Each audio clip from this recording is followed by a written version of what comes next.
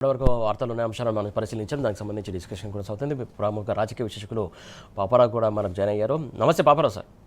నమస్తే అండి సార్, వరుసగా బీఆర్ఎస్కి సంబంధించినటువంటి పార్టీ క్యాంప్ కార్యాలయాలపైన దాడులు జరుగుతూ ఉన్నాయి. మొన్ననేమో సిద్దిపేట, అలాగే ఇప్పుడు గజ్వేల్లో కూడా జరిగినటువంటి సందర్భం మనం చూడవచ్చు. బ్యానర్ ఐటమ్ ప్రధానంగా ఎందుకు ఇంత ఇట్లా బీఆర్ఎస్ కార్యాలయంలోకి చొరబడి ఇట్లా దాడులు చేయడం, దేనికి సంకేతాలు ఇస్తున్నట్టు వీళ్ళు?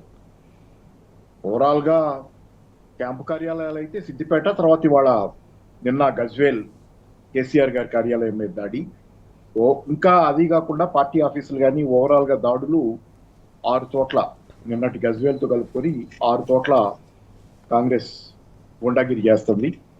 దానిలో భువనగిరి, పినపాక, సిద్దిపేట, మిర్యాలగూడ, సూర్యాపేట, నిన్నటి గజ్వేల్ ఈ దాడులు. మరి అది ఒక డైవర్షన్ కూడా కావచ్చు. ఒకటి, ఇక్కడ హైదరాబాద్ లో నిన్న ప్లాట్ఫామ్ మీద ఉన్నటువంటి ఆక్యుపేషన్స్, ఆక్రమణల తొలగింపు పేరుతో 800 మంది చిరు వ్యాపారస్తులు నిరాశ్రయం చేస్తా, అంటే వాళ్ళకి వ్యాపారం చేసుకునే అవకాశం లేకుండా వాళ్ళు చిన్న చిన్న దుకాణాలని తొలగిస్తా లేకపోతే పగలగొడతా ఇక్కడ చేసే నిర్వాహకం. అలాగే కేతనపల్లి, ఇబ్రహీంపట్నంలో సుమారుగా 1 నెల రోజులు డ్రామా నడిపారు. నా గుర్తున్నంతలో నెల అనుకుంటున్నా. ఎట్లాగైనా ప్రజాస్వామ్యాన్ని హైజాక్ చేయడానికి 1 నెల రోజుల పాటు నానా పాటలు పడినా ఆఖరికి ఫలితం అయితే మారలేదు. ఇబ్రహీంపట్నం, కేతనపల్లిలో టీఆర్ఎస్ఏ గెలిచింది. టీఆర్ఎస్ వాళ్ళకి, అలాగే వాళ్ళతో కలిసి కేతనపల్లిలో సిపిఐ వాళ్ళు కూడా ఎవరు ఫిరాయించాల వీళ్ళలో ఒకళ్ళు కూడా. అందరూ కలిసి ఉమ్మడిగా నిలబడి పీస్ఫుల్గా అంతిమంగా విజయం ప్రజాస్వామ్యానిదే, నిబద్ధంగా నీతిగా ఎవరుంటారో వాళ్ళమే గెలుస్తాం అనేది ఇది చేశాం. సో ఇదొకటి. దాంతో పాటుగా ఏంటంటే ఇక్కడ ఈ దాడులన్నిటి వెనక ఉన్నటువంటి ఓవరాల్ ఉద్దేశం ఏంటంటే, మీరు గమనిస్తే, మీరు ఇప్పుడే కాదు, వీళ్ళ ఉద్దేశం ప్రధానంగా ప్రత్యర్థి కూడా మాలాగే కావాలి అనేది. ఉదాహరణ చెబుతాను. నీషే అనే జర్మన్ ఫిలాసఫర్ అంటాడు, ఒక శత్రువుతో పోరాడేటప్పుడు, ఒక రాక్షసితో పోరాడేటప్పుడు నీకున్న పెద్ద ప్రమాదం ఏంటంటే నువ్వు కూడా రాక్షసిలాగా అయిపోయే ప్రమాదమే నీకున్న పెద్ద ప్రమాదం అంటాడు. ఈరోజు నాకు అర్థమైనంతలో కాంగ్రెస్ పార్టీ ప్రయత్నిస్తుంది. ఎప్పుడో చెప్పాడు రేవంత్ రెడ్డి, తెలంగాణలో కేసీఆర్ గుర్తులు జరిపేస్తానన్నాడు. అదే కాదు రేవంత్ రెడ్డి ప్రయత్నం.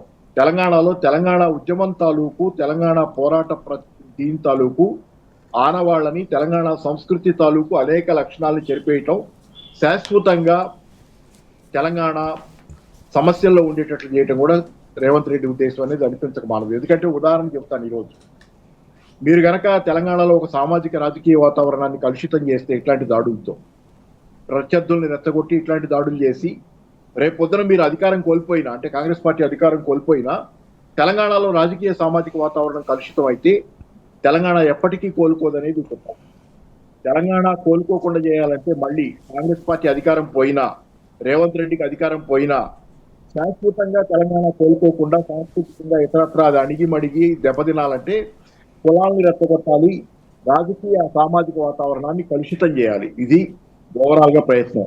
కాబట్టి ఈ ట్రాప్ లో ఎవరు పడకూడదు అనేది మనం కోరుకోవాలి. టీఆర్ఎస్ కూడా ఈ ట్రాప్ లో పడకూడదు. రాజకీయ సామాజిక వాతావరణాన్ని చెడగొట్టడం ద్వారా తెలంగాణని ఇప్పుడు ఆంధ్రప్రదేశ్ లో చూస్తున్నాం. కక్షలు కార్పణ్యాలతో 2 పక్షాల మధ్య నడుస్తున్న రాజకీయాల్లో ఆంధ్రప్రదేశ్ పునారింగుతుంది. ఎందుకు? ఇది ఎన్నో సంవత్సరాల క్రితం మొదలైనటువంటి కక్షలు టీడీపీ అండ్ వైసీపీ మధ్య. దాని ఫలితం ఏమైంది? కులాలుగా మారింది. అది కన్వర్ట్. ఈ కక్షలు కార్పణ్యాలు జగన్ వర్సెస్ చంద్రబాబు పోయి, టీడీపీ వర్సెస్ పోయి కులాల కక్షలుగా మారి తెలుగునాట మొత్తం, ఆంధ్రప్రదేశ్ రాష్ట్రం మొత్తం కులాల కుంపటిగా రగులుతుంది. ఈ రోజుకి ఆ రాష్ట్రం కోలుకునే పరిస్థితి లేకుండా పోతున్నాయి. తెలంగాణకు కూడా ఇదే పరిస్థితి తెలవాలనేది రేవంత్ రెడ్డి ప్రయత్నం. కేసీఆర్ గుర్తులు జరిపేస్తానంటే కేసీఆర్ దేనికైతే ప్రతినిధో, తెలంగాణ సంస్కృతికి, తెలంగాణ పోరాట లక్షణాలకి, తెలంగాణ నిర్మాణాత్మకమైన గుణగణాలకి, ఆ మొత్తం పునాదిని జరిపేయాలనే ప్రయత్నం జరుగుతుంది. దీని గురించి చాలా అప్రమత్తంగా ఉండాలి. కాబట్టి రాజకీయ వాతావరణాన్ని కలుషితం చేయడం కోసం ఈ రెచ్చగొట్టుడు చర్యలు చేస్తున్నారు. మన అధికారంలో దిగిపోయిన తర్వాత కూడా ఇదే విధమైనటువంటి విష వాతావరణం కొనసాగాలనేది బహుశా రేవంత్ రెడ్డి ఉద్దేశం. ఇది ఒక కుట్రపూరితమైన వైఖరి, ఇది ఒక దుర్మార్గమైన వైఖరి. దీనికి చరిత్ర తెలంగాణ ప్రజలు రేవంత్ రెడ్డిని ఎప్పటికీ క్షమించారు. Okay sir. అలాగే మనకు బీఆర్ఎస్ నాయకులు కోసుల శ్రీనివాస్ గారు కూడా జాయిన్ అయ్యారు. నమస్తే అండి. శ్రీనివాస్ గారు, ఇట్లా పార్టీల పైన దాడి చేయడం ఎలాంటి సంకేతాలు ఇస్తున్నట్టు, ఎందుకు ఇంత అరాచకం సృష్టిస్తున్నారు అనుకోవాలి వీళ్ళు? ముందుగా మీకు, అదేవిధంగా పెద్దలు పాపారావు గారికి, అదేవిధంగా టీ న్యూస్ ప్రేక్షకులకు శుభోదయం. అంటే తెలంగాణలో ఒక సామెత ఉంది సురేష్ గారు, ముంగటి నాగలు ఎట్లా పోతే వెనుక నాగలు అట్లనే వస్తుంది. ముంగటి నాగలు ఎట్లా పోతే వెనుక నాగలు అట్లే వస్తుంది. ఈరోజు రేవంత్ రెడ్డి ఈరోజు హౌజ్లో అంటే ప్రజల సమస్యలు చర్చించాల్సింది, ప్రజల కొత్త పథకాలు అందించాల్సింది, ప్రజల విషయాలు ఏదైతే ఉన్నాయో కష్టాలు సుఖాలు చర్చించాల్సిన అసెంబ్లీ హౌజ్లో ఆయన మొన్న మాట్లాడుకుంటూ వాళ్ళ దాంట్లో ఒక ఆయన ఉన్నాడు, ఆయనను ఎవరు ఠాగూర్, ఏది గోదావరిఖాన్ ఎమ్మెల్యే, లేవా మక్కన్ ఠాగూరు నీ కండాలు చూపెట్టని ఆయననే లేవకుంటే కూడా లేవా లే అని ఆయన లేపి ఆయన నిలబడ్డాడు, కూర్చున్నాడు. అంటే మా దగ్గర కూడా కండలు తిరిగిన వాళ్ళు ఉన్నారు, అంటే మీ దగ్గర అంటే కండలు తిరిగిన వాళ్ళు ఉన్నారు, మేము కూడా మడతేసి కొట్టగలుగుతామని అసెంబ్లీలో ఒక ముఖ్యమంత్రి స్థాయిలో ఉండి ప్రజల సమస్యలు చర్చించవలసిన ప్రదేశంలో హౌజ్లో అట్లా మాట్లాడింది. నిన్నగాక మొన్న జరిగిన అసెంబ్లీలో ఈరోజు అట్లా మాట్లాడిన తర్వాత ఆయనను వెనకాల ఉన్న కాంగ్రెస్ కార్యకర్తలని ఎట్లా చేయమంటావు? ఇక మదర్ తెరీసాగా అమ్మంటావా, లేదా కేసీఆర్ గారు లాగా శాంతియుతంగా తెలంగాణ ఉద్యమంలో మాట్లాడినట్టు మాట్లాడమంటావా, బీఆర్ఎస్ కార్యకర్తలాగా కమిట్మెంట్తో కన్సర్న్ అయి ఉండమంటావా, ఎట్లుండమంటావు? స్వచ్ఛంద సేవ కార్యకర్తలాగా ఉండమంటావా? ఉండలేరు కదా. ఎట్లుంటారు? దాడులే చేస్తారు. మా ముఖ్యమంత్రి స్వయాన అసెంబ్లీలో ఒక ఎమ్మెల్యేలను లేపి నిలబెట్టి ఆయన కండలు చూపించి ఆయన మడతబెట్టి కొడతాడు అని చెప్పిన తర్వాత కింద కార్యకర్తలు మళ్ళీ ఎట్లా పొమ్మంటావు? కాబట్టి ముంగట నాగలు ఎట్లా పోతే వెనక నాగలు ఎట్లా వస్తుంది. అందులో భాగంగానే నిన్న తెలంగాణ జాతిపిత అయిన ఈ కేసీఆర్ గారి ఏదైతే ఉందో ఆ హౌజ్ ఉందో, ఏదైతే క్యాంప్ ఆఫీస్ ఉందో ఆ క్యాంప్ ఆఫీస్ మీద ఒక కోతి మూకలు దాడి చేయడం జరిగింది. స్పష్టంగా తెలంగాణ సమాజం చూస్తుంది. ఈరోజు వాళ్ళు ఏమంటారు? ఫోటో పెట్టాలంటారు. ఫోటో పెట్టాలని ఎక్కడన్నా ప్రోటోకాల్ ఉందా? ఎక్కడన్నా జీవో ఉందా? ఎక్కడన్నా ఆర్డర్ ఉందా? అది వాళ్ళ ఇష్టాన్ని బట్టి ఉంటుంది. క్యాంప్ ఆఫీస్ అంటే ఎమ్మెల్యే గారు అక్కడ ఉండి లేదా అక్కడ వచ్చిన కార్యకర్తలను కలిసి అక్కడ నుంచి కార్యక్రమాలు కార్యాచరణలు ప్రకటించుకొని ముందుకు పోయే ఒక హౌస్, అది ఒక ఇల్లు. సో అది అన్ని చోట్ల ఉంది. అన్ని 119 ఎమ్మెల్యేలు కట్టింది, అది కూడా కేసీఆర్ కట్టిండు. తెలంగాణ ప్రభుత్వం వచ్చినాక బీఆర్ఎస్ ప్రభుత్వం వచ్చిన తర్వాత కేసీఆర్ గారు ఎక్కడెక్కడో ఉంటాను ఎమ్మెల్యేకు అడ్రస్ ఉండాలి. అది ఏ ఎమ్మెల్యే అయినా, మీరు ఉంటారు, నేనైతే నేను ఉంటాం, ఇంకోరైతే ఇంకోరు ఉంటారు, ఎవరైతే వాళ్ళు ఉంటారు. సో ఆ ఊరిలో ఉంటే ప్రజలు ఆడికి వస్తారు, అడ్రస్ తెలుస్తుంది, కలిసి వచ్చి మాట్లాడి సమస్యలు పరిష్కరిస్తే మాట్లాడతాను. కానీ అది కాకుండా ఈరోజు ఒక పోరాటం చేసినట్టు చేసి ఈరోజు ఒక దౌర్జన్యంగా పోయి నువ్వు ఆడ మొత్తం గ్లాసులు అద్దాలు వలగొట్టి డోర్లు వలగొట్టి ఎటువైపు తీసుకుపోతున్నావు? అంటే ఒక రౌడీ రాజ్యం. కాంగ్రెస్ అంటేనే ఒక గుండా రాజ్యం. ఆ గుండా రాజ్యం నుంచి తెలంగాణలో జరగవద్దని తెలంగాణ పోరాటం చేసి ఆ రౌడీ కల్చర్ ఏదైతే ఉందో బయటికి పంపించింది. ఈరోజు తెలంగాణ ఉద్యమంలో కానీ తెలంగాణలో ఎక్కడ కూడా ఇట్లాంటి కల్చర్ లేదు. అప్పుడు ఆంధ్రోళ్ళు కొంతమంది భయపడ్డా కూడా ఖచ్చితంగా జాతిపిత అని అనుకుని మన కేసీఆర్ గారు ఒక మాట చెప్పారు, మిమ్మల్ని మీ కాలుకి మీ అరికాలుకు ముళ్ళు గుచ్చితే మా పెదాలతో బీక్తామని చెప్పిండు. ఎంత గొప్ప లైను, ఎంత గొప్ప గౌరవం, ఎంత కమిట్మెంటు, ఎంత కన్సర్న్. మీరు ఎక్కడికి పోనవసరం లేదు, ఇక్కడే ఉంటారు, మా బిడ్డలే, మిమ్మల్ని కాపాడుకుంటాం, కంటికి రెప్పలాగా చూసుకుంటామని ఆ రోజు కేసీఆర్ గారు పిలుపునిచ్చిన ఉద్యమ సమయంలో అక్కడక్కడ భయపడుతుండే. సో ఈ తెలంగాణ వచ్చిన తర్వాత ఏ వలస పైన ఉన్న వాళ్ళని ఎక్కడ కూడా మనం దాడి చేయలే కదా, కనీసం ముట్టుకోలే కదా. గౌరవించినాం, బిజినెస్ ఇచ్చినాం, వ్యాపారం చేసినాం, పర్మిషన్లు ఇచ్చినాం, బ్రహ్మాండంగా పనిచేయమని చెప్పినాం, ఈ తెలంగాణ రాష్ట్రాన్ని అభివృద్ధి చేయమని సహకరించినాం వాళ్ళకు. ఇది ఒక ఆంధ్ర కాదు, భారతదేశంలో ఉన్న అన్ని వర్గాలు ఇక్కడ వ్యాపారాలు చేసుకుంటాయి. ఎందుకంటే అది నిజాం కల్చర్ నుంచి వచ్చింది. కాబట్టి భారతదేశంలో అన్ని రాష్ట్రాలకు సంబంధించిన సింధీలు ఉంటారు, సికింద్రాబాద్లో పార్సీలు ఉంటారు. ఇక్కడ ఒక్కరు కాదు, మొత్తం భారతదేశంలో ఉన్న అందరూ ఇతర దేశాల నుంచి వచ్చిన వాళ్ళు కూడా వ్యాపారం చేస్తారు. ఎక్కడ కూడా ఎవరి మీద దాడి చేయలేదు. అంటే నేను ఏమంటున్నా, ఈరోజు కాంగ్రెస్ అంత మంచి వాతావరణాన్ని అభివృద్ధి చేసి ప్లాన్ చేస్తే, ఈరోజు అంత మంచి వాతావరణాన్ని క్రియేట్ చేస్తే, ఈరోజు ఒక రేవంత్ రెడ్డి అనే ఒక రౌడీ వచ్చి ఈరోజు స్పష్టంగా దాడి చేయడం జరిగింది. అందుగురించే ఆయన చరిత్రను చూసుకుంటే ఒకసారి ఎక్కడ కూడా ఉద్యమంలో జై తెలంగాణలే. అందుగురించే ఆయన రైఫిల్ రెడ్డి అయిండు. ఉద్యమకారుల పైన రైఫిల్ పట్టుకొని పోయింది తప్పించి ఎప్పుడు కూడా జెండా ఎత్తింది లేదు కదా. సో జెండా ఎత్తింది లేదు. ఈరోజు ఆ నాయకుడు ఎట్లా ప్రవర్తిస్తే కింద కార్యకర్తలు కూడా ప్రవర్తిస్తారు. ఇక్కడ తెలంగాణ సమాజం, ఒక్క నిమిషం సురేష్ గారు, ఇక్కడ తెలంగాణ సమాజం ఈ కల్చర్ను, ఈ సంస్కృతిని ఒప్పుకోదు. తెలంగాణ సమాజం నిశ్చితంగా చూస్తుంది కాంగ్రెస్ పార్టీకి ప్రజా కోర్టులో శిక్ష తప్పదు. ఎందుకంటున్నంటే ఇది ఉద్యమాల గడ్డ. బహుజన ఉద్యమాలు, సామాజిక ఉద్యమాలు, విప్లవ ఉద్యమాలు ఈ పుట్టిన నేల ఇది భారతదేశంలో ఒక గొప్ప నేల, ఇక్కడ గొప్ప నాయకత్వాన్ని అందించిన నేల. ఈ నేల మీద నువ్వు ఇట్లాంటిది రాయలసీమ, ఆంధ్ర రౌడీజం చేస్తానంటే ఇక్కడ ఊరుకోదు, అది ఒప్పుకోదు. కానీ ఈరోజు అట్లాంటి కార్యాచరణకు నువ్వు ప్రకటించినవు అసెంబ్లీ సాక్షిగా. సో కాబట్టి తెలంగాణ చూస్తుంది, తెలంగాణ పల్లెలు గమనిస్తున్నాయి. తగిన సమయంలో కాంగ్రెస్ పార్టీకి ప్రజా కోర్టులో శిక్ష తప్పకుండా పడుతుంది. ఎందుకంటే ఎంత దుర్మార్గం అండి, ఫోటో పెట్టాలని దాడి చేసుడేంది, ఎంత దుర్మార్గం. ద షేమ్లెస్ అనేది మనకు స్పష్టంగా అర్థమవుతుంది. కాబట్టి ఇప్పటికైనా కాంగ్రెస్ కార్యకర్తలు గొప్ప అవకాశం ఇచ్చింది, మంచిగా పరిపాలించండి. కేసీఆర్ గారు ఒక మీటింగ్లో నల్గొండ జరిగితే రైతుల మీటింగ్లో ఒక్క నిమిషం అండి, గొప్పగా పరిపాలించండి, గంభీరమైన నిర్ణయాలు తీసుకోండి, మళ్ళీ అధికారంలోకి రండి అని అంత గొప్ప స్టేట్మెంట్ ఇచ్చిండు వచ్చిన 6 నెలలకే కేసీఆర్. అది కేసీఆర్ ఆలోచన. గొప్ప అవకాశం ఇచ్చారు మీకు ప్రజలు, మంచిగా పరిపాలించండి, గంభీరంగా పరిపాలించండి, గంభీరమైన నిర్ణయాలు తీసుకొని తెలంగాణ సమాజంకు సేవ చేయండి అని చెప్పిండు. ఈరోజు అట్లాంటి వ్యక్తి పైన, తెలంగాణ తెచ్చిన వ్యక్తి పైన, తెలంగాణ జాతిపిత పైన, తెలంగాణ తెస్తే నువ్వు ముఖ్యమంత్రి అయినవు, ఆయన పైన నువ్వు ఆయన క్యాంప్ ఆఫీస్ మీద దాడి చేస్తావా? తెలంగాణ సమాజం చూస్తుంది. తగిన సమయంలో కాంగ్రెస్ పార్టీకి బుద్ధి చెప్తుంది. Okay, right. ఖచ్చితంగా ఈ దాడులు అనేది చాలా అనైతిక చర్య, దీన్ని ఖచ్చితంగా ఖండించాల్సినటువంటి అవసరం ఉందని చెప్తున్నారు. పాపరా సార్, ప్రధానంగా ఏదైతే మున్సిపల్ సంబంధించి అంశాలకు సంబంధించి చూసుకున్నట్టయితే ఇటు కేతనపల్లి అలాగే ఇబ్రహీంపట్నంకి సంబంధించి బీఆర్ఎస్ కైవసం చేసుకున్నటువంటి అంశం చూస్తున్నాం. కాంగ్రెస్ పార్టీ ఎన్ని అరాచకాలు చేసినా కూడా ఇక్కడ క్యాడర్ కూడా ఎక్కడ కూడా భయపడకుండా నిక్కచ్చిగా నిలబడి పోరాడినటువంటి అంశం సంబంధించి మీరేమంటారు?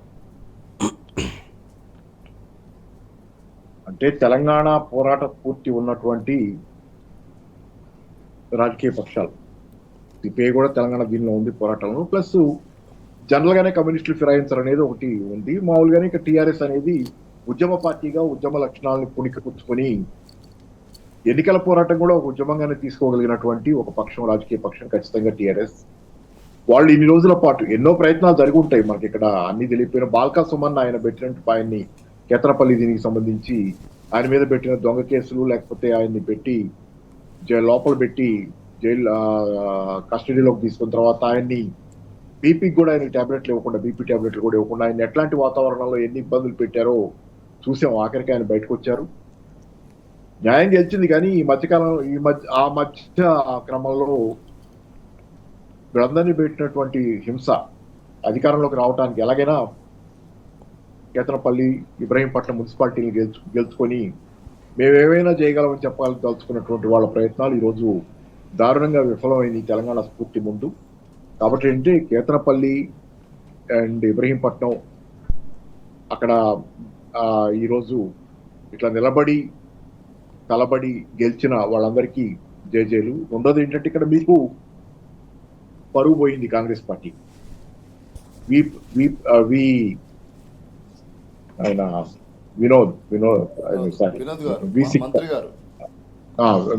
వినోద్ ఆయన ఎన్ని ప్రయత్నాలు చేశారు, ఆయన చేయకూడదు.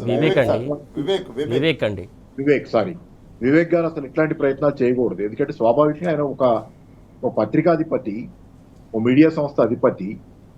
అట్లాంటి ఆయన ఉండే తీరు వేరుగా ఉండాలి. ఇంత ఓపెన్ గా ఎముకలు మొళ్ళ వేసుకున్నట్లు ఉండే తీరు అనేది ఈరోజు చాలా గర్హనీయం.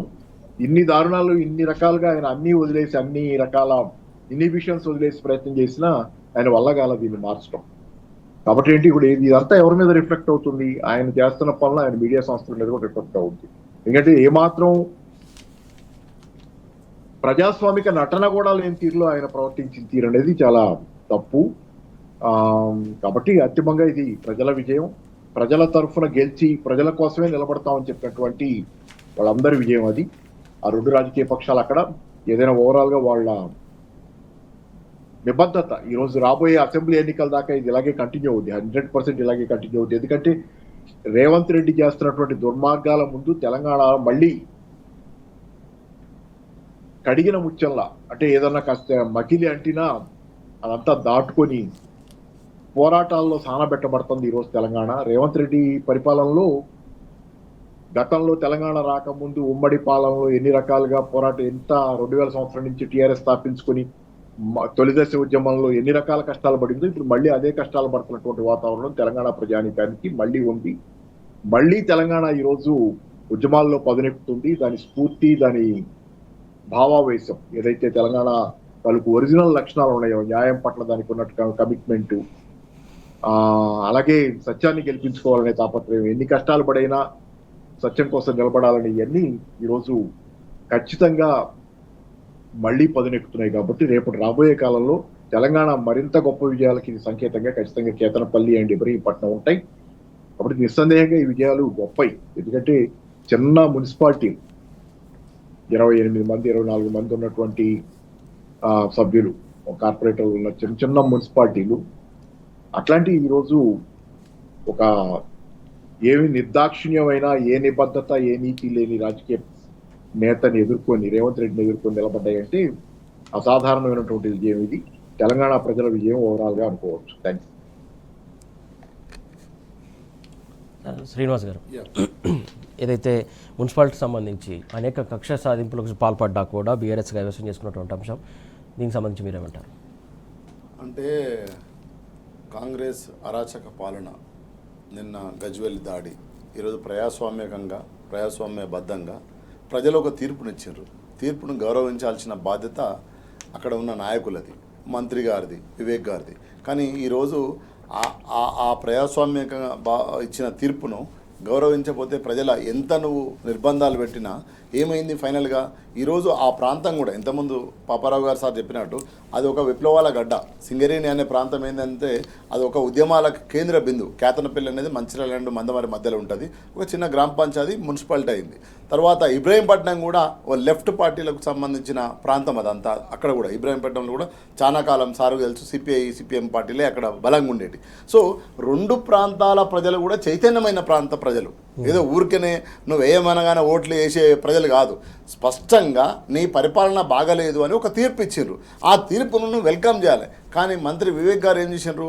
తన పోలీసు రాజ్యాన్ని, తన పోలీసు మొత్తం వ్యవస్థను, తన అధికార అంగబలాన్ని మొత్తం నిర్బంధించి ఈరోజు నిర్దాక్షిణ్యంగా సుమన్ గారిని కేసులు పెట్టి ఈరోజు జైల్లో పెట్టిన చరిత్ర మనం చూసినాం స్పష్టంగా. ఆదిలాబాద్ జైలు తరలించి దాదాపు 10 రోజులు అక్కడ జైల్లో పెట్టిన రోజులు చూసినాం. నేనేమంటున్నా, ఇంత నువ్వు కర్కశంగా, ఇంత రాజ్య వ్యతిరేకంగా, ఇంత ప్రజాస్వామ్యానికి వ్యతిరేకంగా నువ్వు పరిపాలన చేతుల గుంజుకొని నీ అధికార వ్యవస్థను మొత్తం కూడా నువ్వు అణచిపెట్టి మా నాయకుడిని నువ్వు జైల్లో పెట్టినా కూడా ఫైనల్గా ప్రజలు ఏం తీర్పిచ్చిండ్రు? ఎటు నిలబడ్డరు? గెలిచిన నాయకులు ఎటు నిలబడ్డారు అంటే బీఆర్ఎస్ కైవసమని. నువ్వు ఎన్ని క్యాంపులు పెడతానన్నా, నువ్వు ఎన్ని కథలు పడతానన్నా వివేక్ గారు మాటలు చెల్లలే. అంటే నేను ఎందుకు చెప్తున్నంటే ఇది తెలంగాణ సమాజంలో ఏ తీర్పు ఇస్తే ఆ తీర్పును గౌరవించాలి. అది గొప్ప లక్షణం, రాజకీయ లక్షణం. తెలంగాణ సంబంధించిన వ్యవస్థ అట్లాంటిది. కానీ ఈరోజు నువ్వేం చేసినావు? నీ అభివృద్ధి జరగలేదని కదా, నువ్వు 6 గ్యారెంటీలు అమలు చేయలేదన్నది కదా, నువ్వు ఏ పరిపాలన జరుగుతలేదన్నది కదా, చేస్తే నువ్వు చేసినావు. అది కాకుండా ఏమైంది? నిన్న ఖానాపూర్ కూడా అది ఇంద్రవెల్లికి కూతపెట్టు దూరంలో ఉంటుంది. అది ఒక గొప్ప చైతన్యమైన ప్రాంతం. ఇంద్రవెల్లికి ఒక కూతపెట్టు దూరంలో ఖానాపూర్ ఉంటుంది. ఈరోజు నువ్వు నిన్న అక్కడ కూడా అదే నీ రాజ్య కుట్రలు, అవే నీ పరిపాలన కుట్రలు, పోలీసు వ్యవస్థను అడ్డం పెట్టుకొని, అధికారులను అడ్డం పెట్టుకొని అక్కడ కూడా నువ్వు ఏదో మళ్ళీ చేయాలని చూసినావు. అది ఏమైంది? చివరికి పోస్ట్ పోన్ చేసినావు. మళ్ళీ రేపు పెట్టినా, ఎల్లుండి పెట్టినా, ఎప్పుడు పెట్టినా కూడా ఖానాపూర్ కూడా అది బీఆర్ఎస్ ఖాతాలే, బీఆర్ఎస్ఏ గెలుస్తుంది అక్కడ స్పష్టంగా.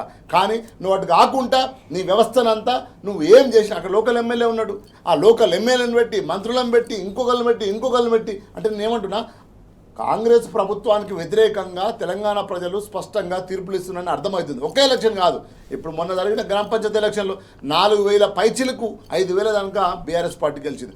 జూబ్లీస్ ఎలక్షన్లో స్వయంగా మంత్రి ఏది అజరుద్దీన్ ఇంకో నెల అయితే ఆయన తెగిపోతాడు, అయిపోతుంది. ఆయనకు ఎమ్మెల్సీ కూడా ఇవ్వలే. ఆడ ముస్లిం ఓట్ల కోసం నువ్వు మంత్రిని చేసినావు. 8 సార్లు ఆడ పాదయాత్ర చేసినావు, ఒక చిన్న కాన్సెప్ట్, ఒక బై ఎలక్షన్కు. అంటే స్పష్టంగా ఏమర్థమవుతుంది?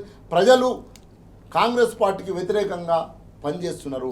కాంగ్రెస్ పార్టీకి వ్యతిరేకంగా తీర్పునిస్తున్నారు. ఎందుకు తీర్పిస్తున్నారు? నువ్వు రౌడీ రాజ్యం చేస్తున్నావు, నీ గుండా రాజ్యం చేస్తున్నావు, రియల్ ఎస్టేట్ దందా చేస్తున్నావు. నువ్వు ఏ వర్గం కూడా ఈ 2.5 సంవత్సరాలలో ఏ వర్గం కూడా సంతోషంగా లేదు. అక్కడ సింగరేణి కార్మికులు సంతృప్తిగా లేరు, ఇటు ఇబ్రాహీంపట్నంలో ప్రజలు సంతృప్తిగా లేరు, జూబ్లీహిల్స్లో బస్తీలు ప్రజలు సంతృప్తిగా లేరు.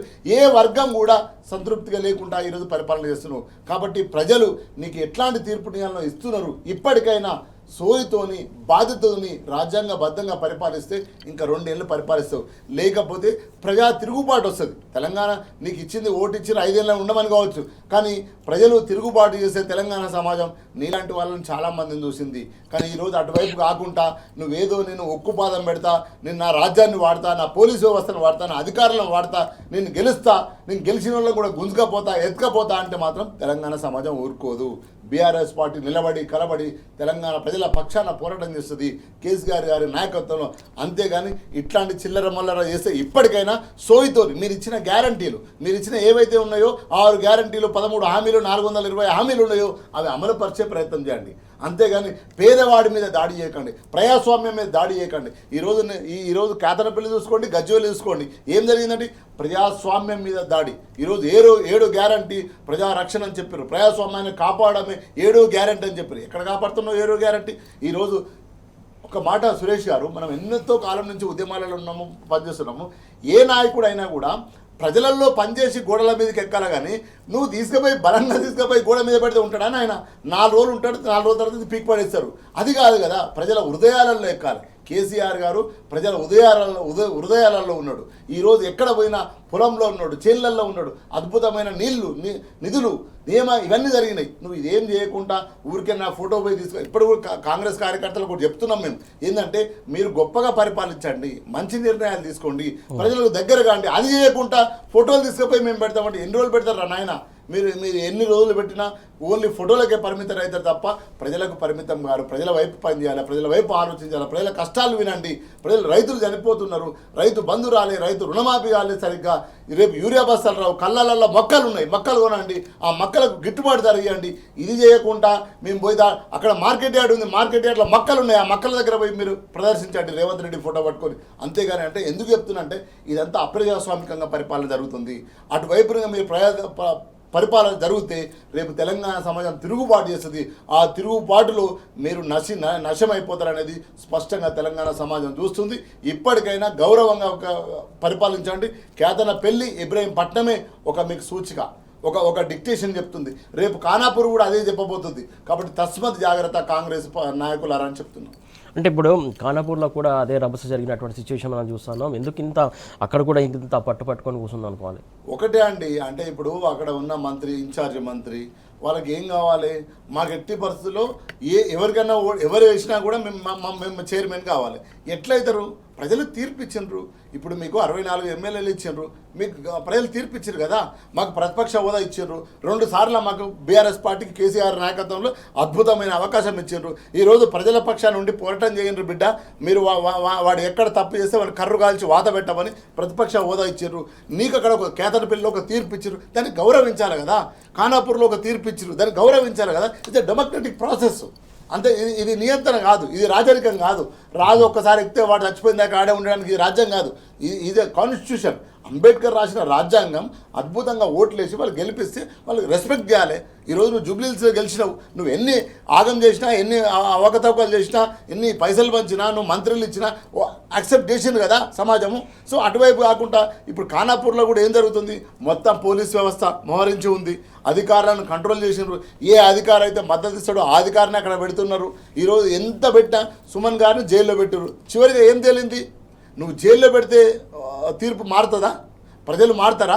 ఇబ్రాహీంపట్నంలో హింస పెడితే మారుతారా? రేపు ఖానాపూర్లో నువ్వు బెదిరిస్తే అదిరిస్తే మారుతారా? తెలంగాణ సమాజం అండి, తెలంగాణ సమాజం ఈ రేవంత్ రెడ్డి అదిరింపులకు బెదిరింపులకు భయపడదు. మగన్ సింగ్ ఠాకూర్ను లేపి కండలు చూపించినా భయపడదు. కండలు కాదు గుండాగానని కూడా ఎదుర్కొన్నది తెలంగాణ సమాజం. బీఆర్ఎస్ పార్టీ ఆ పోరాటంలో ఉన్నది. ఇది ఉద్యమ పార్టీ. ఇక్కడ ఉన్న నాయకులు ఉద్యమ నాయకులు. ఇక్కడ పుట్టింది ఉద్యమ నాయకుడి నాయకత్వంలో బీఆర్ఎస్ పార్టీ పనిచేస్తుంది. ఒక తెలంగాణ కన్న కొడుకు కేసీఆర్ గారు. నీ పిట్ట బెదిరింపులకు ఎవడు భయపడతాడు? ఎవడు చేస్తాడు? నువ్వు అక్రమంగా ఆలోచిస్తున్నావు, అక్రమంగా పనిచేస్తున్నావు కాబట్టి స్పష్టంగా ప్రజలు నీకు గుర్తు చేస్తున్నారు. నీకు చెక్ పెడుతున్నారు. నువ్వు అది అర్థం చేసుకొని ముందుకు ప్రయాణం చేయాలి తప్ప నేను ఇట్లనే పోతా, నేను నియంత్రణనే పోతా అంటే నియంత్రణ పోతే ఏం చేయాలో తెలంగాణ సమాజానికి తెలుసు, బీఆర్ఎస్ పార్టీ శ్రేణుల్లో తెలుసు. మేము ఏ విధంగా ప్రజాస్వామ్యంగా ఎదుర్కోవాలో ఆ విధంగా ఎదుర్కొంటాం. ఎందుకంటే ఇప్పుడు నేను ఇంతకుముందు చెప్పాను కదా, గోడల మీద రేవంత్ రెడ్డి ఫోటో పెడతాను, నీ ఫోటో పెడతాను, నా ఫోటో పెడతాను, ప్రజలు గుర్తించారండి. ప్రజలకు దగ్గరై ప్రజలకు ప్రేమగా ఉండి ప్రజలకు పనిచేయాలి. ఇప్పుడు నేనేమంటున్నా, అక్కడ సమస్యలు ఉన్నాయి, సమస్యలు పరిష్కారం అయిపోతలేరు. వీళ్ళు పరిపాలన అల్టిమేట్గా ఇప్పుడు ఎక్కడ ఉన్నారండి, ముఖ్యమంత్రి గారు మంత్రులు అంతా పోయి కేరళలో పనిచేస్తున్నారు. ఎక్కడ ఈ సమస్యలు పోయి అయిపోయినాయి, కేరళలో పైసలు సంచుల పట్టుకపోయి అక్కడ పంచుతున్నారు. కాబట్టి నేనేమంటున్నా, ఇప్పటికైనా కాంగ్రెస్ పార్టీకి 2 ఏళ్ళు అవకాశం ఉంది, మంచిగా పరిపాలించండి. మొక్కల కల్లాలకు వచ్చినాయి మొక్కజొన్నలు, వాటి కొనండి. వర్షం పడుతుంది, అకాల వర్షాలు పడుతున్నాయి, మామిడి తోటలు మామిడికాయలు రాలిపోతున్నాయి. రైతుల సమస్యలపైన మాట్లాడాలి, రైతుల సమస్యల గురించి చర్చించాలి. మీరు అటుగాకుండా మొత్తం మంత్రులు కట్టగట్టకపోయి కేరళలో దురుకుడు, లేకపోతే వచ్చి అప్రజాస్వామికంగా తీర్పు ఇచ్చిన తీర్పును కూడా అవకతవకలు చేసి బీఆర్ఎస్ పార్టీ శ్రేణులను జైళ్ళల్లో పెట్టుడు, ఇది ఎటువైపు పోతుంది? ఇది తెలంగాణ సమాజం యాక్సెప్ట్ చేయదు, తెలంగాణ సమాజం ఒప్పుకోదు. ఇక్కడ బుద్ధిజీవులు, మేధావులు, విప్లవకారులు, యాక్టివిస్టులు వీళ్ళందరూ కూడా మాట్లాడాలి. ఎటువైపు పోతుంది? కేతనపల్లి తీర్పు అనేది ఒక చెప్ప పెట్టు కాంగ్రెస్ పార్టీకి. అంతేగాని ఊరికనే నేను గుడ్డెత్తి షెల్లబడ్డట్టు పరిపాలన చేస్తారంటే తెలంగాణ సమాజం ఊరుకోదు. తగిన సమయంలో కాంగ్రెస్ పార్టీకి బుద్ధి చెప్తుంది. ఓకే, రైట్ అండి. ఖచ్చితంగా ఏదైతే కాంగ్రెస్ పార్టీ చేస్తున్నటువంటి అరాచకాలకు ఖచ్చితంగా రానున్న రోజుల్లో ప్రజలే బుద్ధి చెప్తారని చెప్పేసి కూసుల శ్రీనివాస్ గారు చెప్తున్నటువంటి అంశం. పాపరావు సార్, ప్రధానంగా ఏదైతే బుల్డోజర్ వ్యవస్థ ఎట్లా కొనసాగుతుందో తెలంగాణలో, హైదరాబాద్లో మనం చూస్తా ఉన్నాం. ప్రధానంగా ఏదైతే ముఖ్యంగా ఇక్కడ చూసుకున్నట్టయితే మోంజా మార్కెట్ కావచ్చు, ఖైరతాబాద్ కావచ్చు, మెహదీపట్నం కావచ్చు, చాలా ఫుట్పాత్ పైన ఉన్నటువంటి షాపులన్నీ తొలగించినటువంటి అంశం చూస్తున్నాం. పేదలు మాత్రం చాలా నిరాశ్రయులు అవుతున్నారు. అక్కడ వాళ్ళ జీవనోపాధి కోల్పోతున్నటువంటి అంశం మనం చూస్తున్నాం. చాలా ఆగ్రహ జ్వాలలు కూడా రగులుతున్నటువంటి సిచ్యువేషన్ మనం చూస్తున్నాం. దీనికి సంబంధించి మీరేమంటారు?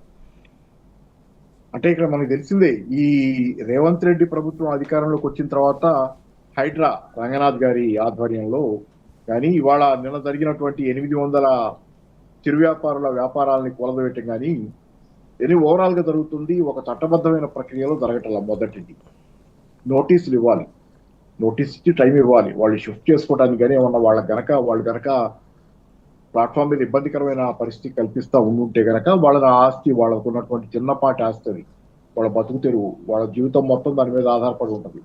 వాళ్ళు అక్కడి నుంచి మూవ్ అవటానికి వాళ్ళు నిజంగా ప్రాబ్లమాటిక్ గా ఉంటే వాళ్ళకే తెలుస్తుంది. కాబట్టి అది వాళ్ళు అక్కడి నుంచి మూవ్ అవటం, వాళ్ళ కొంత నోటీసు, టైము. చిన్నవాళ్ళకి నోటీసులు లేవు. మధ్యతరగతి ఇళ్లను కూల్చేసినా, పేదవాళ్ళ గుడిసెల్ని కూల్చేసినా, లేకపోతే ఈరోజు ప్లాట్ఫామ్ చిరు వ్యాపారాలని దాడి చేసి కూల్చేసినా నోటీసులు లేనటువంటి పరిస్థితి. నోటీసు ఇవ్వకుండానే దాడులు చేసి రాత్రికి రాత్రి వచ్చి పడి కూల్చేస్తున్నటువంటి వాతావరణం ఈరోజు ఎప్పుడు ఎవరి మీద పిడుగుబడుద్దో తెలియనటువంటి వాతావరణం, ఒక అభద్రతా భావం తెలంగాణలో ఉంది, హైదరాబాద్ లో ఉంది ముఖ్యంగా. ఇది దారుణం. ఎందుకంటే వాళ్ళ బతుకు, వాళ్ళ నిత్యం చాలా మంది వీళ్లలో చిరు వ్యాపారులు పొద్దున వడ్డీ వ్యాపారస్తుడి దగ్గర నుంచి అప్పు తీసుకొచ్చుకొని ఆ డబ్బులతో 10 రూపాయలు వడ్డీ కట్టే వాళ్ళు కూడా ఉన్నారు. ఆ డబ్బులతో సాయంత్రం దాకా వ్యాపారం చేసుకుని సాయంత్రం ఆ డబ్బులు మళ్ళీ వడ్డీ వ్యాపారస్తుడికి వడ్డీతో సహా కట్టి మిగిలిన డబ్బులు ఇంటికి తీసుకెళ్లి ఇల్లు గడుపుకునే కటిక పేదవాళ్ళు వీళ్ళల్లో చాలా మంది వ్యాపారస్తులు, రోడ్డు మీద వ్యాపారస్తులు, ప్లాట్ఫామ్ వ్యాపారస్తుల్లో ఉంటారు. ఎక్కువ మంది అదే. అట్లాంటి వాళ్ళని ఏ రోజుకి ఆ రోజు గడుపు పోవటం కోసం 10 రూపాయల వడ్డీకు ఏదో తెచ్చుకుని పనిచేసే వాళ్ళని ఈ రకంగా కూల్చేసి రోడ్డు పాలు చేయటమే కాదు, వాళ్ళ జీవితాలని, వాళ్ళ కుటుంబాన్ని చిదివేయటం అనేది నీచత్వం, దుర్మార్గం.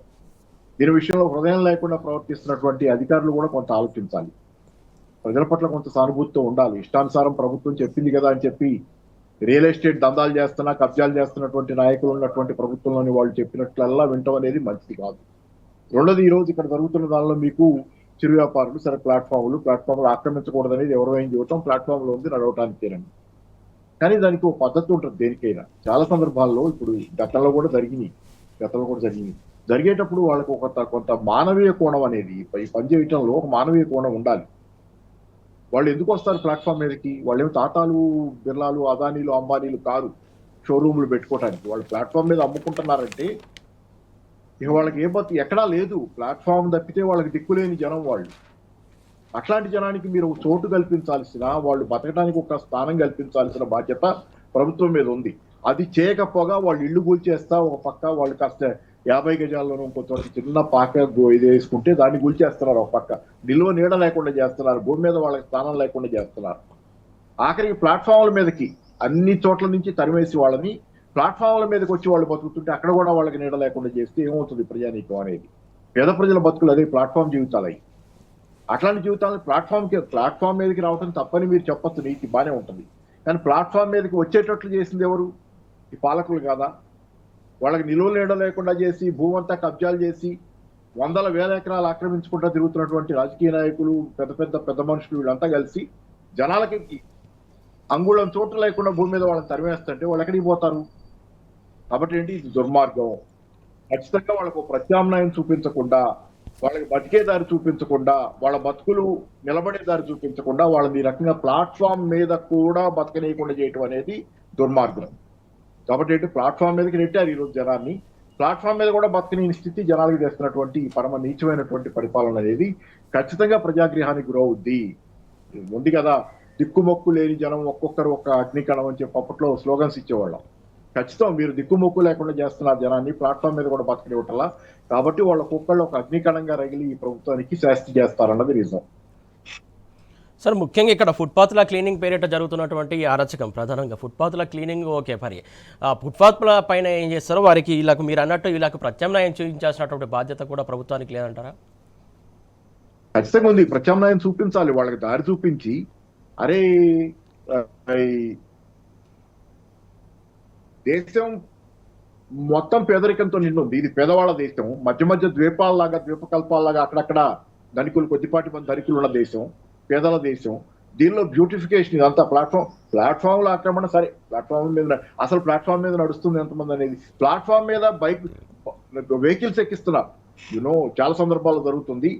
ఉన్న ప్లాట్ఫామ్ కనుక ఎక్కడైనా ఖాళీగా ఉంటే దాని మీద ఏదైనా ట్రాఫిక్ జామ్ అయితే లేకపోతే సిగ్నల్ పడితే ప్లాట్ఫామ్ మీద కూడా వెహికల్స్ ఎక్కిపోతున్న వాళ్ళు కూడా ఉన్నారు, బైకులో ఇది ఎక్కిస్తున్న వాళ్ళు. చాలా అడ్డగోలుగా ఉన్న వ్యవస్థలో మీరు అతి సామాన్యుడు ఎవరైతే కట్ట కడపటి వాడు, చిట్ట చివరి వాడు, వాడికి ఇంకో బతికే దారి లేని వాడు, వాటిని ఈ రకంగా మీరు నిర్దయగా వ్యవహరించడం, ఏదో మొత్తం వ్యవస్థ అంతా సిస్టమేటిక్ గా మీరు పెట్టి, అంటే ధనవంతుల కోసం, పెద్దవాళ్ళ కోసం, వాళ్ళకి అనుకూలంగా నడుస్తున్న వ్యవస్థ. సామాన్య జనాన్ని మొత్తానికి సర్వనాశనం చేస్తా వాళ్ళ జీవితాలని. వీళ్ళందరి కోసం ఆపరేషన్ బ్యూటిఫికేషన్, చూడటానికి కళ్ళకి ఇంపుగా కనపడాలి. పేదవాడు ఎక్కడా కనపడకూడదు. కానీ పేదవాడు మనకి నిత్యం పనిచేయడానికి, మన కాళ్ళ కింద నలగటానికి పేదవాడు కావాలి. బయట తర్వాత మాత్రం పేదవాడు ఎక్కడ సీన్లో కనపడకూడదు. ఇది పరమ దుర్మార్గమైన వ్యవహార శైలి. ఖచ్చితంగా ఏంటంటే దీనికి తగిన శాస్త్ర అయితే జరుగుతుంది. ఈ రకమైనటువంటి దుర్మార్గం ఇది ఒకటి కాదు కదా. 800 నిన్న కూల్చేశారు దుకాణాలు కానీ, వ్యాపారాలు కానీ. ఇది ఒకటి కాదు కదా. సంవత్సరం 2.5 ఏళ్ల నుంచి నిత్యం నిరంతరం జరుగుతున్న ప్రక్రియ. హైదరాబాద్ అంతా వణికిపోతుంది ఈ దుర్మార్గమైనటువంటి వ్యవహారం ఎవరి మీద ఎప్పుడు పడుద్దో అనేది.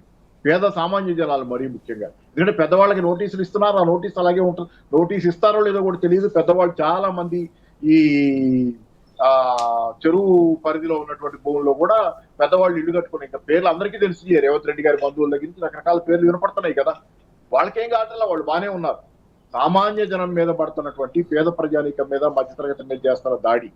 అక్కడ మధురిడ్జ్ పార్క్ అపార్ట్మెంట్స్, వాటికి సంబంధించి ఈ రోజు ఆందోళన జరుగుతూనే ఉంది. రెండో పక్క నిర్దయగా వ్యవహరిస్తాం, మేము ఊరుకోన్నట్లు మాట్లాడుతున్నటువంటి తీరు ఏంటంటే, ఇది ఖచ్చితంగా మొత్తం తెలంగాణ సమాజం ఈరోజు సామాన్య పేద జనం ఎవరైతే తమ కష్టం మీద తాము బతుకుతున్నారో వాళ్ళంతా కూడా ఈ ప్రభుత్వం పట్ల ఆగ్రహంతో ఉన్నారు. అట్టుడికిపోతుంది తెలంగాణ. ఒక రకంగా చెప్పాలంటే ఎవరు ధర్మాగ్రహంతో అట్టుడుగుతుంది. ధర్మం ఒక పక్క, అధర్మం ఒక పక్క మోహరించి ఉన్న పరిస్థితిలో తెలంగాణ ఈ రోజు ఉంది. కాబట్టి అంటే అందరూ ఆలోచించుకోవాల్సిన తరుణం, అధికారులు కూడా ఆలోచించాల్సిన తరుణం. మీరు ధర్మం పక్కన ఉంటారా, అధర్మం పక్కన ఉంటారా అనేది. అధర్మం మూర్తీభవించిన అధర్మం రేవంత్ రెడ్డి నాయకత్వంలో తెలంగాణని ఈ రోజు పాలిస్తుంది, పాలకవర్గంగా కూర్చొని ఉంది. కాబట్టి దాన్ని ఖచ్చితంగా ఎదిరించే బాధ్యత అందరి మీద ఉంది. మేము ఇట్లాంటి పనులు చేయమని అధికారులు కూడా అవసరమైతే చేతులు దులుపుకొని వెనక్కి దూరంగా ఉంచవలసిన అవసరం ఈ రోజు ఖచ్చితంగా ఉంది. రైట్ సార్, ఏదైతే పేదల పట్ల బుల్డోజర్ వ్యవస్థ ఇట్లా విరుచుకుపడుతుందో మనం చూస్తా ఉన్నాం. ప్రధానంగా ఇక్కడ అధికారులు కూడా ధర్మం వైపు ఉంటారా, అధర్మం వైపు ఉంటారా కూడా అధికారులు కూడా తెలుసుకోవాల్సినటువంటి అవసరం ఉంది. ముఖ్యంగా పేదల పట్ల ఇంత నిర్లక్ష్య వైఖరి పనికిరాదు, ఇంత ఆగ్రహ జ్వాలలు కూడా పనికిరాదు. ప్రధానంగా ఏదైతే ఫుట్పాత్లు కావచ్చు, లేకుంటే చిరు వ్యాపారాలకు ప్రత్యామ్నాయం చూపించాలి, లేదంటే ముందుగా నోటీస్ కూడా ఇవ్వాలి. నోటీసులు ఇవ్వకుండా కూడా ఇలా ఇష్టానుసారంగా వ్యవహరించడం ప్రభుత్వ తీరుకు ప్రజాగ్రహం ఖచ్చితంగా రానున్న రోజుల్లో వస్తుంది. ఖచ్చితంగా దానికి సంబంధించి ప్రజలు కూడా తగిన గుణపాఠం కూడా చెప్తారని చెప్పేసి పాపారావు గారు చెప్తున్నటువంటి అంశం. శ్రీనివాస్ గారు, బుల్డోజర్ వ్యవస్థ హైదరాబాద్ వ్యాప్తంగా ఎట్లా మనం చూస్తున్నాం. ప్రధానంగా నిరుపేదల పైన, ఫుట్పాత్ల పైన కావచ్చు, చిరు వ్యాపారుల పైన ఇష్టానుసారంగా తొలగిస్తున్నటువంటి అంశం చూస్తున్నాం. ప్రధానంగా ఏ ఒక్కరికి కూడా ఒక్క నోటీస్ కూడా ఇవ్వకుండా ఇలా తొలగించడం ఎంతవరకు కరెక్ట్? అంటే కాంగ్రెస్ ప్రభుత్వము ఇందిరమ్మ రాజ్యం తెస్తానంటే ఇల్లు కట్టిస్తుందా అనుకున్నది తెలంగాణ సమాజం. కానీ ఈరోజు ఏమైందంటే ఇళ్ళనే కూల్చేస్తున్నారు. ఈరోజు షాపులు కూల్చినారు నిన్న. ఈ ప్రభుత్వం వచ్చినప్పటి నుంచి కూడా ఈరోజు FTL అనే ఒక పేరు చెప్పి, రంగనాథ్ అనే ఒక రాక్షసుడిని దాని కమిషన్ పెట్టి, హైడ్రా పెట్టి ఈరోజు ఎంతమంది ఇళ్లను కూల్చడం మనం చూసినాం. అంటే ఎందుకు ఇది జరుగుతుంది అంటే, రేవంత్ రెడ్డి అనే అతను ఒక రియల్ ఎస్టేట్ వ్యాపారి ఈరోజు ముఖ్యమంత్రి అయ్యిండు.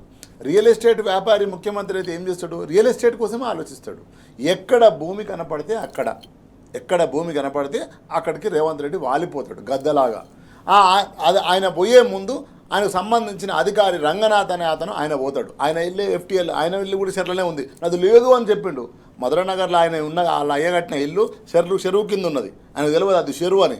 సో ఆయన పోతాడు. ఆయన పోతే ఏం చేస్తాడంటే ఒక బుల్డోజర్ని పట్టుకొని పోతాడు. బుల్డోజర్ పట్టుకుపోయి అక్కడ పేదల ఇళ్ళన్నీ కూల్చేస్తాడు. ఆ తర్వాత రేవంత్ రెడ్డి పోయి రియల్ ఎస్టేట్ మార్కెట్. ఎందుకు చెప్తున్నాం ఇది అంటే, ఈరోజు చూడండి లగాచర్ల, ఈరోజు పేదలు ఓట్లేసి మా కొడుకు ముఖ్యమంత్రి అయితే మమ్మల్ని బాగు చేస్తారని అనుకున్న లగాచర్ల లంబాడి తల్ల ప్రజల భూమి గుంజుకుందామని చూసిండు. అక్కడ లంబాడి తల్లులు బేడీలేసి సంగారెడ్డి జైలు పంపిండు. లంబాడి తల్లులు వీరోచితమైన పోరాటంలో ఏమైంది? మెడలు వంచి రేవంత్ రెడ్డి మెడలు వంచితే ఈరోజు అక్కడ లగాచర్లను వదిలేసిండు. అక్కడి నుంచి మళ్ళీ బయలుదేరిండు. ఎవరిని పట్టుకొని? రంగనాథ్ని పట్టుకొని చక్కగా ఏడి పోయిండు, సెంట్రల్ యూనివర్సిటీ పోయిండు. అక్కడ 100 ఎకరాలు 200 ఎకరాలు అమ్మదామని చూసిండు. అక్కడికి పోయేసరికి అక్కడ విద్యార్థులు వీరోచితమైన పోరాటం చేసిర్రు. రాత్రికి ఢిల్లీని దాకిండ్రు. ఎక్కడిదక్కడ ఆగమైపోయి అడివైపోయి లాస్ట్కి ఏం చేసిండు? అక్కడ బంద్ అయిపోయిండు. అక్కడి నుంచి బయలుదేరిండు, చక్కగా ఖమ్మంలో తేలిండు. ఖమ్మంలో తేలి వెలుగు మాట్లాడా పేదల ఇల్లు. అంటే నేను ఎందుకు చెప్తున్నాను ఇవన్నీ? ఎక్కడ భూమి కనపడితే అక్కడ రేవంత్ రెడ్డి ఉంటాడు. ఈరోజు ఈ బుల్డోజర్ ఎందుకు పట్టుకొని పోతుండు? పేదల ఇల్లు FTL అంటుండు. ఎవడా FTL? 50 ఏళ్ళు నువ్వే కదా పరిపాలించింది. ఎవరి పరిపాలనలో ఆ చెరువులు అక్రమాతం అయిపోయినాయి? ఎవరు కబ్జా చేసింది? నీ కాంగ్రెస్ ముఖ్యమంత్రులు కదా, నీ కాంగ్రెస్ ఎమ్మెల్యేలు కదా. ఈ రాష్ట్రాన్ని పరిపాలించింది అత్యధికంగా కాంగ్రెస్ పార్టీ కదా కబ్జాలు చేసింది. కాంగ్రెస్ పార్టీ అంటేనే కబ్జాలు కదా. అన్ని చెరువులను కబ్జా చేసింది నీ నాయకులు, నీ ఎమ్మెల్యేలు కదా. ఈరోజు నువ్వెట్లా వస్తున్నావు? కేసీఆర్ ప్రభుత్వం వచ్చిన తర్వాత పేదలకు స్పష్టంగా కేసీఆర్ గారు చెప్పిండు, 28 అక్రమ కట్టడాలున్నాయి పేదలయ్యి, బలిసిన వాళ్ళయి. వాటి జోలికి పోము మేము. పేదోళ్ళు 50 గదాలు 20 గదాలు ఎవరైతే ఉన్నారో ఈ 75 ఏళ్ళ స్వాతంత్ర చరిత్రలో దాదాపు 6 దశాబ్దాలు. నిన్న మేము పోయిన బస్తీకి, శంకరనగర్ బస్తీకి 20 గదాలు 30 గదాలు, భోజగుట్టకు అత్తాపూర్ దగ్గర 30 గదాలు 15 గదాలలో ఉంటారు. వాళ్ళందరికీ గొప్ప నాయకుడు తెలంగాణ బిడ్డ జాతిపిత అయిన కేసీఆర్ గారు 58, 59 జీవో తెచ్చి వాళ్ళందరికీ పట్టాలు ఇచ్చాడు. అప్పటి వరకు వాళ్ళకి అడ్రస్ లేదు, దానికి ఓడు లోన్ ఇయ్యాడు, దానికి అడ్రస్ ప్రూఫ్ ఉండదు, దానికి నల్లా రాదు, దానికి కరెంట్ ఇయ్యాడు, ఏది ఇయ్యాడు. అయినా కూడా ఈరోజు కేసీఆర్ గారు వచ్చిన తర్వాత బీఆర్ఎస్ ప్రభుత్వము 58, 59 జీవో ద్వారా మీరు పట్టాలు చేసుకోరు బిడ్డ, 60-70 ఏళ్ళ నుంచి ఉన్నారని పట్టాలు ఇచ్చారు. ఈరోజు కాంగ్రెస్ ప్రభుత్వం ఏం చేస్తుంది? ఎక్కడ కనపడితే అక్కడ మూసి రివర్ ఫ్రంట్ అని ఒక దిక్కేమో చెరువులను కాపాడి, ఎన్ని చెరువులు కాపాడినావు? శ్వేతపత్రం రిలీజ్ అయ్యి ఎన్ని కాపాడినావు చెరువులు, ఎన్ని ఎకరాలు కాపాడినావో? నీకు మహేందర్ రెడ్డి ఫామ్ హౌస్ కనపడదు, కేవీపీ ఫామ్ హౌస్ కనపడదు, నీ తిరుపతి రెడ్డి, నీ కొండల రెడ్డి ఫామ్ హౌస్ కనిపించదు, నీ మహేందర్ రెడ్డికి సంబంధించిన ఫామ్ హౌస్ కనిపించవు. కానీ పేదవాడు కట్టుకున్న 5 గజాలు 6 గజాల షాపు కనిపిస్తుంది మోండా మార్కెట్లో. ఎంతమంది మోండా మార్కెట్ ఒక చరిత్ర, ఒక అద్భుతమైన చరిత్ర. అక్కడ వాడు పనిచేసుకొని బతుకుతున్నాడు, వాడి ఫ్యామిలీని చదువుకుంటున్నాడు. ఎంత ఉంటుందండి షాపు? ఎంత ఉంటుంది? 6 గజాలు 5 గజాలల్లా ఒక షాప్ ఉంటుంది, టీ కొట్టు. వాడు బతుకుతున్నాడు.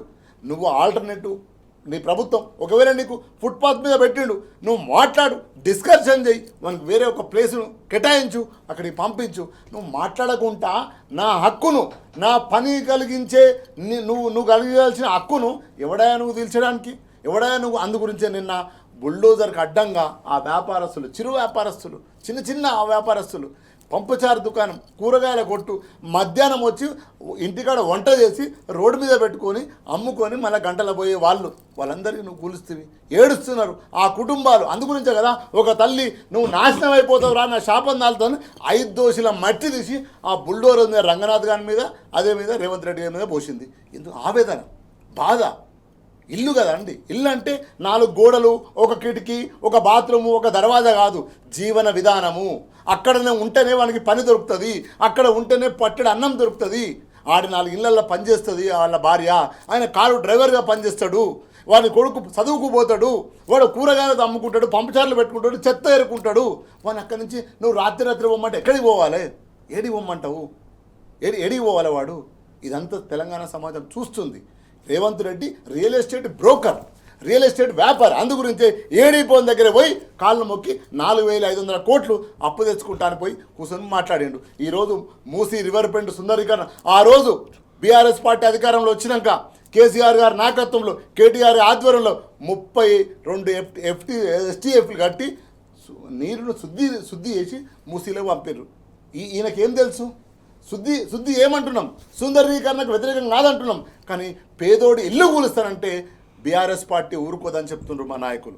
అందుగురించే ఈరోజు విద్యార్థులు పాదయాత్ర చేస్తున్నారు. మేము భరోసా ఉన్నాము, మేము కమిట్మెంట్గా ఉన్నామని అక్కడ భరోసా యాత్ర చేస్తున్నారు. మూసీ పరివాహక ప్రాంతంలో ఉన్న మిడిల్ క్లాసు, గతంలో నువ్వు బుల్డోజర్ పెట్టకపోతే జనతా గ్యారేజ్ అని వచ్చి ఇక్కడ హరీష్ రావుని కలిసినారు.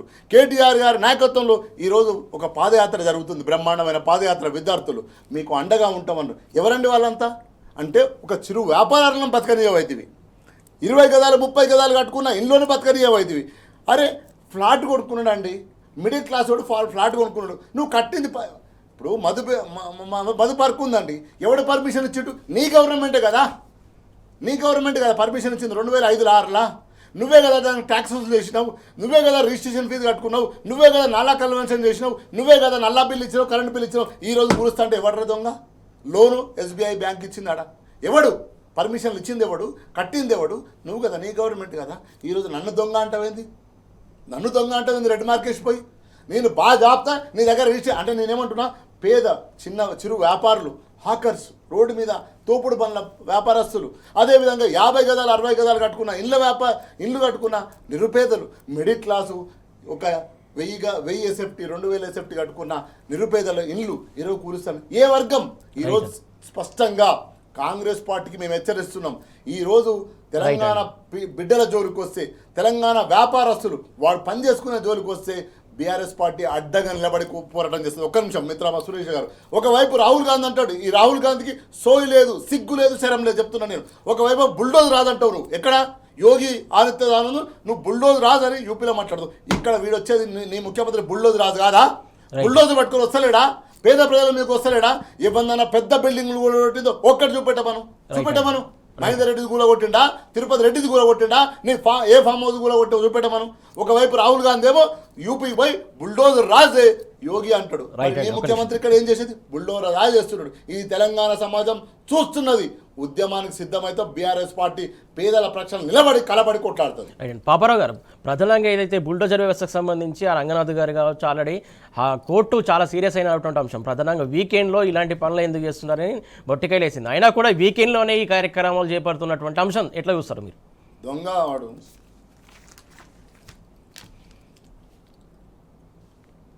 ఆడియో మ్యూట్లో ఉంది సార్ మీది. శ్రీనివాస్ గారు, గోసం శ్రీనివాస్ బాగా కోపం ఉన్నట్టున్నారు ఆయన. సరే, అంటే బాధ ఖచ్చితంగా ఇదేంటంటే ఇక్కడ మీరు వీకెండ్ లోనే చేస్తున్నారు కోర్టులు చెప్పిన అనే దగ్గర మీకు చెవిటివాడి ముందు శంఖం అంటారు కదా. దురాశతో కళ్ళు మూసుకుపోయిన భూ కబ్జాలే లక్ష్యంగా పెట్టుకుని దొరికినంత భూమి ఆక్రమించుకుందాం, మళ్ళీ అవకాశం దొరుకుతుందో లేదో 5 ఏళ్ల తర్వాతని ఆపగా చూస్తున్నటువంటి పాలకపక్షంలోని అనేక మంది నాయకులు. వాళ్ళకి ఏం కనపడుతుంది? ఇంకా అధికారం ఉంది చేతిలో, కళ్ళు కనపట్టల్లా. అధికార యంత్రాంగం ఉంది చేతిలో, పోలీసులు ఉన్నారు చేతిలో. వాళ్ళు చేయగలిగింది ఏముంది? వీళ్ళు మాత్రం వాళ్ళు చెప్పినట్టు వీళ్ళు వినాలి కాబట్టి ఎదురు తిరగలేరు. ప్రజలు ప్రశ్నిస్తున్నారు, ఆగ్రహంతో ఉన్నారు, కానీ ప్రజాస్వామ్య పద్ధతిలో పోవాల్సిందే ఎక్కడైనా కానీ. 5 ఏళ్ల దాకా మళ్ళీ వీళ్ళని అట్లాంటి పరిస్థితుల్లో వీళ్ళకి అడ్డు ఆపు లేకుండా అయిపోయినటువంటి పరిస్థితి. అంటే జాగా నా దగ్గర ఏదో ఒకటి ఉంది, ద ల్యాండ్ ట్రాప్ అనే పుస్తకం. ఈ భూదాహం అనేది ఎలా పై వర్గాలు, కొన్ని అధికార వర్గాలలో ఎలా ఏ రకంగా వీళ్ళు తయారయ్యారు అనేది ల్యాండ్ ట్రాప్ అనే పుస్తకం ఇక్కడ పక్కనే ఉంది. గత అనేక దశాబ్దాలుగా ఈ భూమి మీద పడ్డటువంటి దృష్టి, భూమిని పూర్తిగా, ఇది ప్రపంచవ్యాప్తంగా జరుగుతున్న పరిణామం. దీనిలో వీళ్ళు మరీ బరితెగించారు. అంటే ఇక అసలు దీనికి అడ్డు ఆపు లేనటువంటి రేవంత్ రెడ్డి ప్రభుత్వం. ఎందుకంటే నాకు ఇద్దరు నచ్చరు, రేవంత్ రెడ్డి, ట్రంప్. నేను ఇద్దరు స్టేట్మెంట్లు పేపర్లో ఉన్నా చూడాల్సిన అవసరం లేదని, వాళ్ళు చెప్పే మాటలు ఈ నిజాలు కాదు కాబట్టి ఆ స్టేట్మెంట్లు చదవాల్సిన అవసరం లేదు, వాళ్ళని పట్టించుకోవాల్సిన అవసరం కూడా లేదు. ఇట్లాంటి దుర్మార్గాలు జరిగినప్పుడు ఖచ్చితంగా ఏంటంటే ప్రజల తరఫున మాట్లాడాలి కాబట్టి మనం మాట్లాడుతుంటాం తప్పితే అసలు వీళ్ళని పట్టించుకో. ఒక పక్క ట్రంప్, రెండో పక్కన రేవంత్ రెడ్డి. నేను ఖచ్చితంగా చెబుతూ ఇద్దరు రియల్ ఎస్టేట్ వాళ్ళే. అర్థమైతే ఇద్దరు రియల్ ఎస్టేట్ వాళ్ళే. అంటే రియల్ ఎస్టేట్ వాళ్ళు అంతా ఇలా ఉంటారని కాదు, బరితెగించిన రియల్ ఎస్టేట్ వాళ్ళు. వీళ్ళు భూ కబ్జా, భూదాహం తప్పితే ఇంకోటి లేదు. ఆయనకి ప్రపంచం అంతా కావాలి, గాజా దగ్గర నుంచి అన్ని చోట్ల భూముల మొత్తం ఆక్రమించుకోవాలి. ఈయనేమో తెలంగాణలో తన పరిధిలో తన ఇష్టానుసారంగా ఈయన ముఠా కలిసి చేస్తున్నటువంటి వ్యవహారం. కాబట్టి ప్రజలు ఖచ్చితంగా దీనికి బుద్ధి చెప్పాలి. ఈ నిర్ణయాలన్నీ రివర్స్ చేయాల్సిన అవసరం కూడా ఉంది. చాలా నిర్ణయాల్ని తీసుకుంటున్న నిర్ణయాల్ని రేపు పొద్దున రివర్స్ చేయాల్సిన అవసరం కూడా ఉంది. Thank you sir Paparao sir. Thank you అండి శ్రీనివాస్ గారు, thank you so much. So మొత్తానికి ఏదైతే భూదాహం కావచ్చు, భూదాహం ఉన్నటువంటి వాళ్ళే కాబట్టి కాంగ్రెస్ సర్కార్ ఇట్లనే చేస్తుందని చెప్తున్నటువంటి అంశం ఇది. వాటి వార్తలు వాస్తవాలు. Keep watching tea news.